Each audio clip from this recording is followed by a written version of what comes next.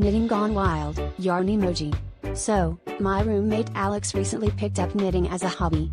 It was a bit surprising, given that until last month, the closest he'd gotten to crafting was assembling IKEA furniture, and even then, there were leftover screws.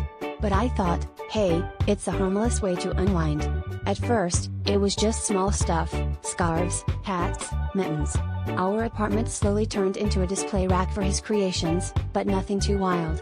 That was until one night, when I got home to find Alex knitting a pair of socks. Not just any socks, mind you, but socks long enough to fit a giraffe. I figured he was challenging himself or maybe expecting a growth spurt. I shrugged it off, amused by his dedication. Things started getting a bit odd when I noticed he wasn't just knitting socks. There were knitted coasters, knitted lampshade covers, and even a knitted remote control cozy. I joked that he was one step away from knitting a cozy for our Wi-Fi router, but he just gave me a mysterious grin. The next day, I found our router snugly wrapped in a little knitted sweater, complete with tiny holes for the antennas. I have to admit, it looked adorable, though I was beginning to suspect that Alex had developed some kind of yarn addiction. The situation escalated when I woke up one morning to find the entire apartment draped in yarn. It was like a pastel spider had gone on a webbing spree. Everything was covered, the couch, the chairs, even the fridge. I nearly tripped over a knitted version of our coffee table, which was sitting right next to the real one.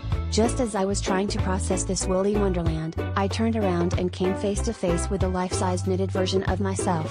It had my exact hairstyle, my favorite hoodie, and a slightly confused expression, just like I did at that moment. Alex emerged from behind it, beaming with pride as if he'd just created a masterpiece. Trying to wrap my head around the sheer absurdity of it all, I asked Alex, "Why on earth did you knit a whole me?" He chuckled and replied, "Well, I figured you've been such a good friend, you deserve to be immortalized in yarn. Plus, now I can finally say I have a friend who always hangs out at home and never complains about my hobbies." And as I stood there, surrounded by the knitted chaos, I couldn't help but laugh. After all, it was the best yarn I'd ever heard.